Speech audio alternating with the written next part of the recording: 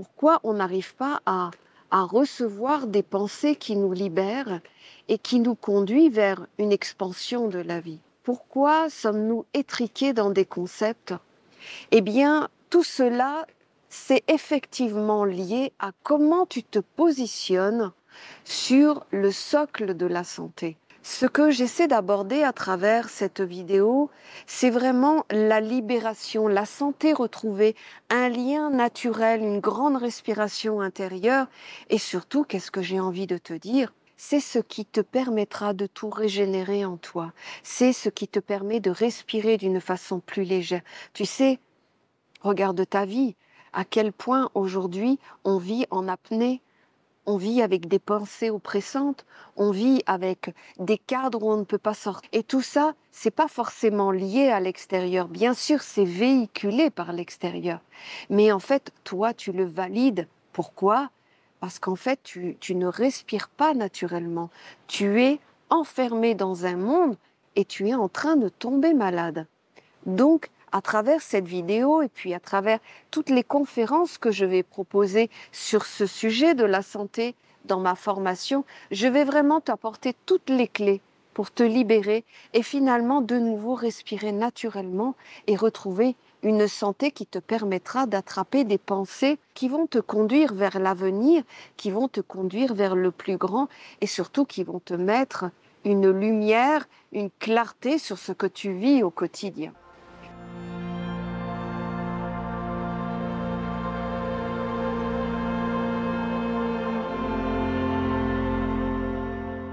Aujourd'hui, je vais vous parler du sceau de la santé qui est lié à l'archange Raphaël et qui est géré par le corps d'air. Le sceau de la santé, quand on le regarde comme ça, on se dit il faut être en santé, il faut bien manger, il faut bien dormir, faire du sport et ainsi de suite. Après, les spiritualistes vont dire il faut il faut gérer le subtil, il faut gérer les mondes invisibles pour pouvoir ne pas être attaqué par des mondes, par des forces et ainsi de suite. Les philosophes vont dire voilà, il y a deux mondes qui s'opposent, le monde de la lumière, le monde des ténèbres, le bien, le mal, qui doivent entrer dans un équilibre, une harmonie. Voyez, tout ça nous révèle que finalement, il faut toujours une réponse à tout.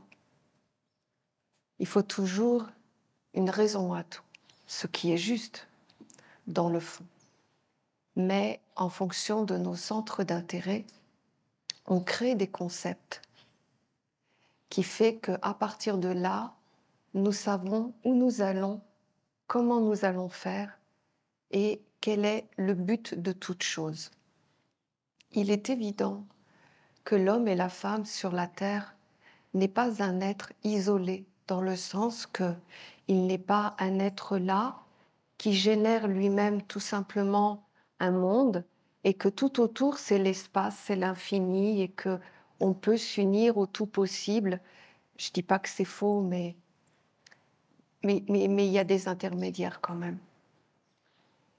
Et vous voyez, ce qui fait notre particularité, c'est que nous venons ici, mais profondément, profondément. Nous venons pour un but. Vous voyez, il faut un but dans notre vie. On ne vient pas justement pour être là et contempler le monde, à essayer de le comprendre, comme si finalement tu devais te placer et puis t'intégrer à l'ambiance générale d'un monde, et puis finalement être dans les concepts de ce monde, dans le sens d'amener le plus haut possible ces concepts-là. En réalité, oui, pour la masse de l'humanité, c'est comme ça qui fonctionne. Mais ce n'est pas la vraie, au sens plus grand, plus profond des choses. Nous venons ici dans un but, on s'en rappelle pas bien sûr, mais nous venons ici dans cette famille, dans ce pays, avec ce langage. Ça a un sens profond dans le sens que c'est les conditions de départ pour faire revenir la mémoire de ce que tu avais dit quand tu étais encore dans le ventre de ta maman. Tu étais là et tu disais, je viens pour ça, pour cette chose-là, pour accomplir ça. Donc ça veut dire que tu viens pas pour faire l'expérience de comment on vit sur la terre.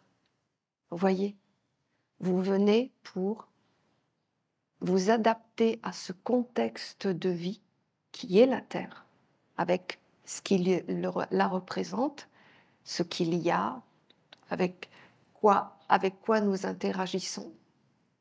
Mais profondément, nous arrivons là avec un but. Nous ne le connaissons pas, mais nous avons quand même une petite mémoire à l'intérieur de nous qui est là et qui attend de vous que vous vous donniez les conditions pour laisser parler cette mémoire. Le schéma est assez simple. Le problème, c'est que la vie n'est jamais la même.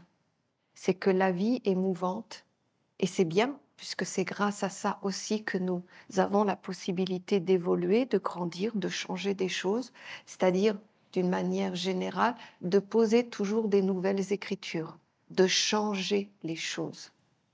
Donc, c'est bénéfique, mais ça peut aussi être compliqué pour quelqu'un qui n'est pas un socle, qui n'est pas identifié, qui n'est pas stable, qui n'a pas trouvé finalement l'orientation vers laquelle il doit aller.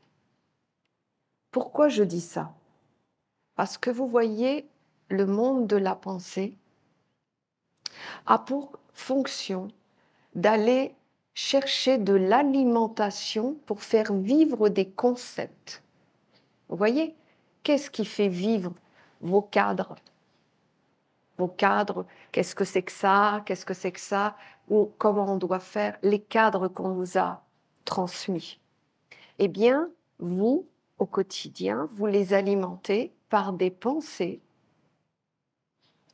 à savoir, et ça doit vraiment rentrer dans votre tête, les pensées ne vous appartiennent pas.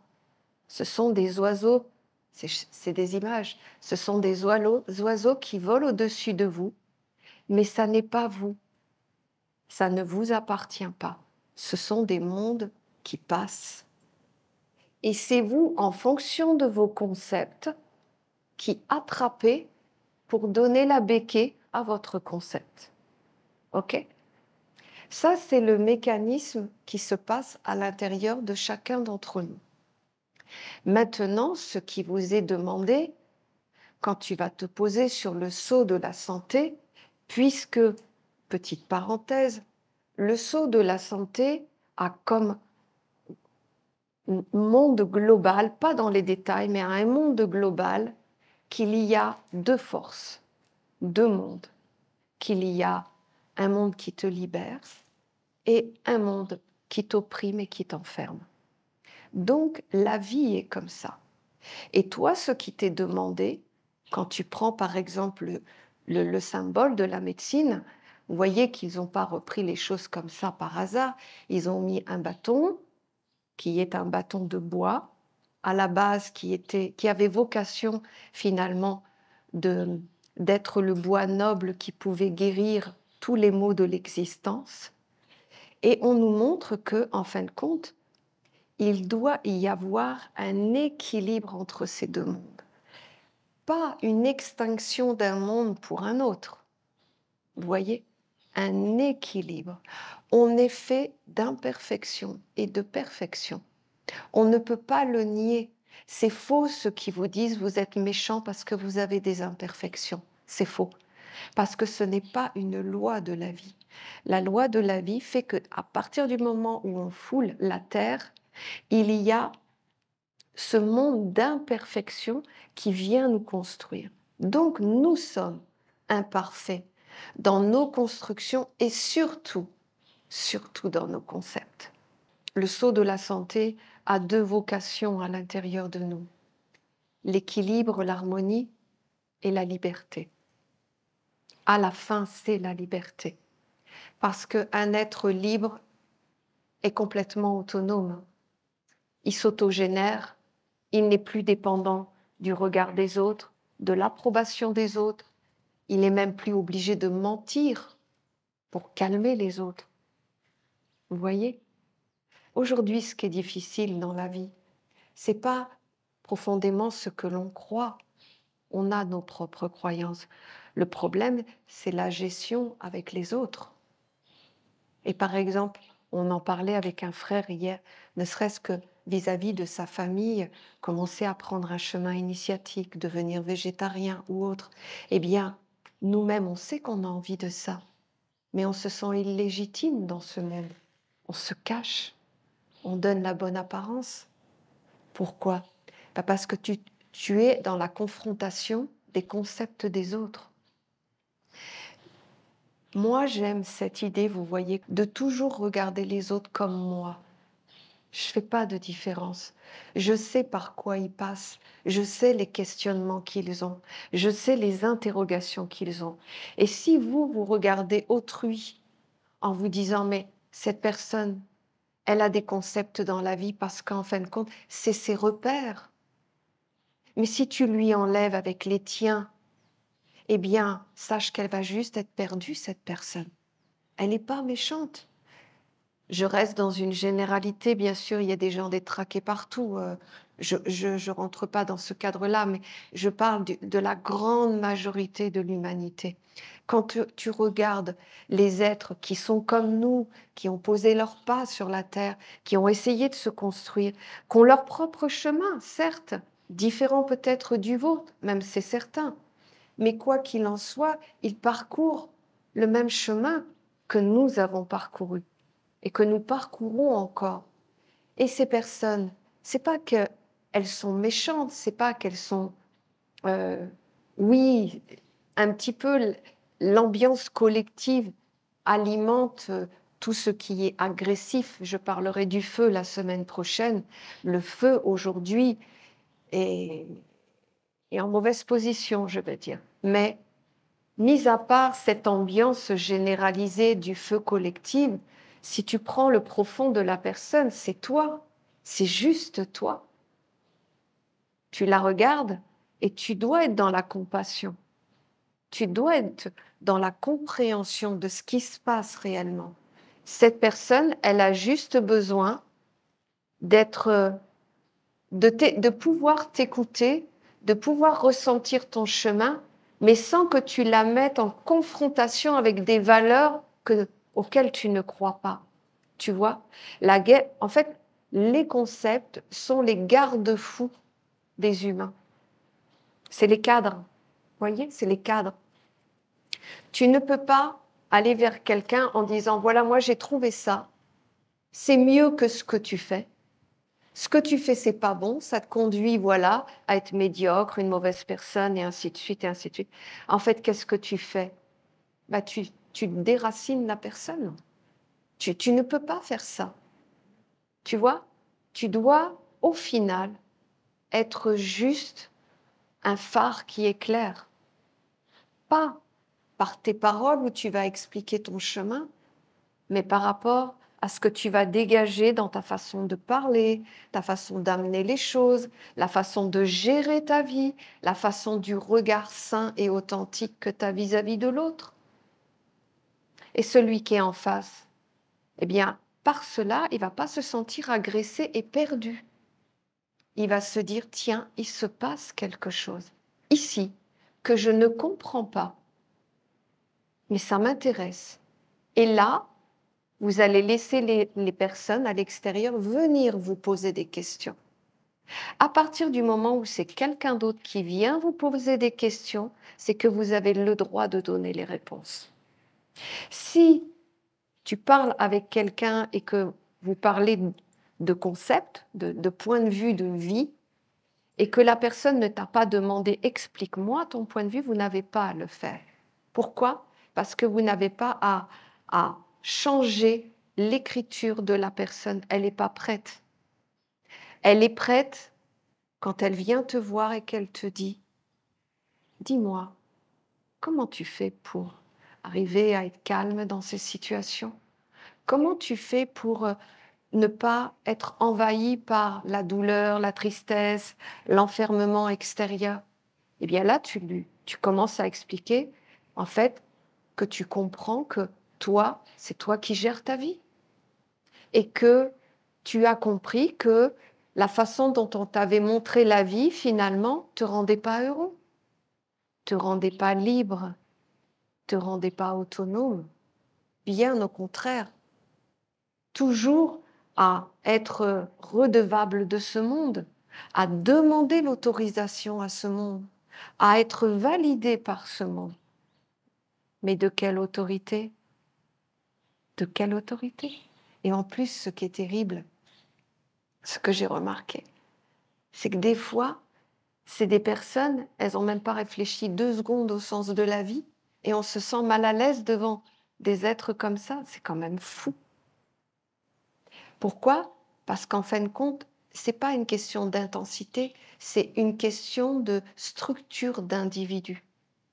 Une personne qui est en face de toi a ses chemins qui mènent à des mondes. Et ça lui appartient. Vous ne pouvez pas changer cela. Par contre, la seule chose que vous pouvez faire, c'est changer vous les chemins qui vous ont été donnés dans votre enfance. On vous a expliqué la vie, on vous a dit on fait comme ça dans la vie et tu dois atteindre tel but.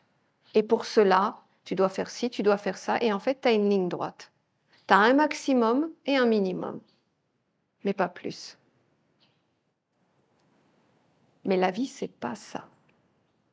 C'est une partie de la vie qui est importante et qu'il ne faut pas négliger. Et vous voyez, la première attitude que je vais vous dire d'avoir quand vous êtes posé sur le sceau de la santé, c'est de toujours avoir en tête qu'il doit y avoir l'équilibre des mondes. Pourquoi?